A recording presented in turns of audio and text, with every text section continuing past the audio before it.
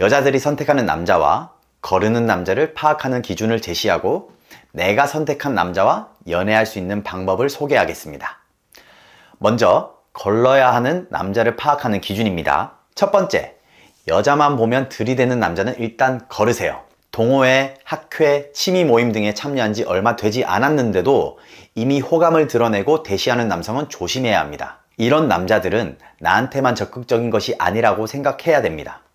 그 사람이 진심으로 다가오는 경우도 있을 수는 있겠지만 그렇지 않을 가능성이 더 큽니다. 게다가 처음 나온 사람들은 오래 활동하지 않을 가능성이 높으며 처음 보는 여자를 꼬시려는 목적으로 모임에 참여한 것일 수도 있습니다. 여자를 꼬시고 나면 모임에 나가지 못하게 방해하고 또 다른 처음 보는 여자들만 꼬셔서 양다리, 세다리 걸치는 남자들도 많습니다.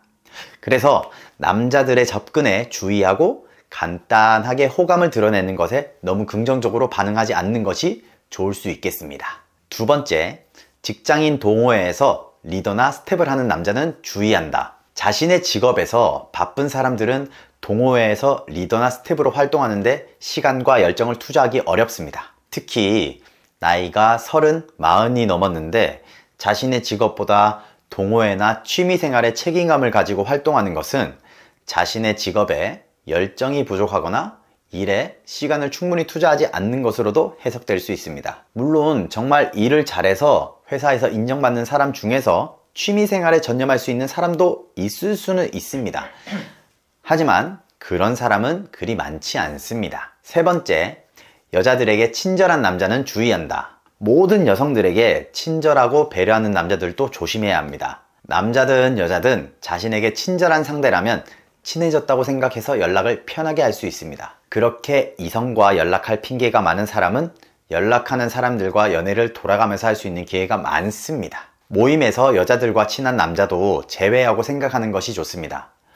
여자들과 친한 남자는 이미 인기가 많고 로맨스도 많을 거예요. 자, 다음은 남자를 선택하는 기준입니다. 첫 번째, 직업과 직장을 본다. 직업과 직장은 사람의 인생을 대변합니다.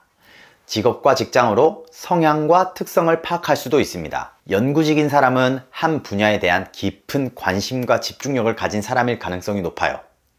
공무원인 경우에는 안정적이고 보수적인 성향을 가질 수도 있습니다. 프리랜서는 한 곳에 묶여 있는 것을 좋아하지 않고 독립적이고 자율적일 가능성이 높습니다. 이렇게 직업을 통해 상대의 성격과 가치관, 경험을 추측해 보세요. 그리고 그것들이 나와 적합한지 판단해 보세요. 자, 물론 사람은 단순히 직업만으로만 완벽하게 파악할 수는 없기 때문에 대화를 통해 더 깊이 이해하는 과정도 필요합니다. 두 번째, 반드시 성품을 봐야 한다. 아주 사소한 순간에도 상대방의 성품을 엿볼 수 있습니다. 잘난 척을 하거나 다른 사람을 업신여기거나 자신만 옳다고 주장하는 사람은 배제하세요. 어떤 순간에도 친절하고 예의 바르며 타인을 존중하는 사람인지에 주목해 보세요. 어떤 상황에서도 친절한 태도를 보인다면 그 사람은 일관되고 성숙한 사람일 것입니다. 또한 인간관계에서 갈등을 어떻게 처리하는지 주목하세요. 갈등 상황에서도 침착하고 문제를 해결하려고 노력한다면 그 사람은 어려움을 해결하는 능력이 있는 겁니다. 둘만의 관계뿐만 아니라 모임과 같은 다수의 사람들 안에서의 태도도 굉장히 중요합니다. 많은 사람들과 좋은 인간관계를 유지하는지 다른 사람을 어떻게 대하는지 살펴보세요. 다른 사람과 문제를 일으키거나 관계를 무례하게 끊는 경향이 있다면 주의해야 합니다. 나와 헤어질 때도 똑같이 무례하게 행동할 수 있기 때문입니다. 세 번째, 보통 우리가 꼭 선택해야 하는 남자들은 철벽이다. 철벽인 남자들에게 주목하세요. 여자친구가 있어서 철벽인 거 말고도 취미생활에 몰두해서 남에게 관심이 없는 것도 철벽입니다. 이런 사람들은 자기가 철벽인지조차 모를 수도 있어요. 그 이유는 이성에게 작업하는 방법을 모르기 때문입니다. 철벽남들은 여자들에게 특별한 관심도 없고 그저 취미생활에 집중합니다. 이들은 모임에 참여하는 이유가 여자를 꼬시는 게 아니라 자신의 관심 분야에 대한 활동을 하는 데 있습니다. 이런 남자들과는 오랜 시간 동안 모임에서 활동하면서 자연스럽게 친해지게 됩니다. 여성을 가볍게 여기지 않고 진중하다는 점에서 주목할 만한 남성입니다. 그럼 괜찮은 남자와 연애하는 방법을 알려드릴게요. 첫 번째, 한 모임만 나가서 한 명의 철벽남만 공략하면 망한다. 다양한 모임, 다양한 주제의 취미생활을 하면서 괜찮은 남자들과 친분을 쌓아보세요. 꼭 남자를 꼬시기 위해서 친해진다고 생각하면 안 됩니다. 그냥 성품이 괜찮은 사람, 성실하고 충실한 사람과 친해진다고 생각하고 인간관계를 맺는 걸 목표로 하세요. 이렇게 좋은 인간관계를 형성하면 좋은 인연을 만날 확률도 자연스럽게 커지게 됩니다. 두 번째, 괜찮은 싱글들과는 단 둘이 만나서 술 한잔할 정도로 친해져라. 아무리 성품이 괜찮은 사람이라고 하더라도 유부남과는 관계의 거리를 지키세요.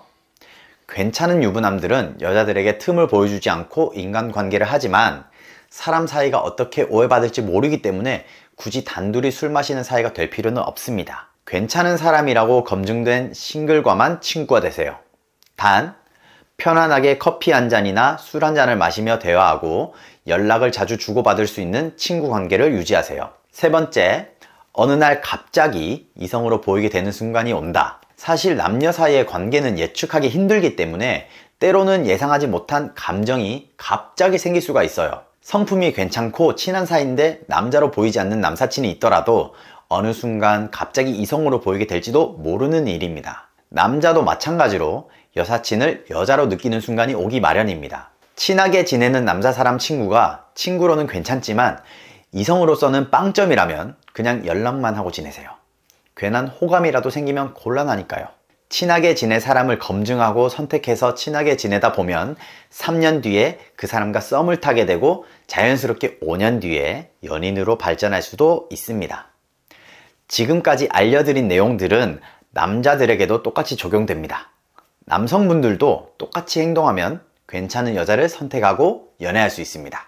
오늘 영상 참고하셔서 괜찮은 사람을 선별하는 눈을 기르고 좋은 사람과 행복한 연애하시길 바라겠습니다. 저는 다음 시간에 다시 찾아오도록 하겠습니다. 감사합니다.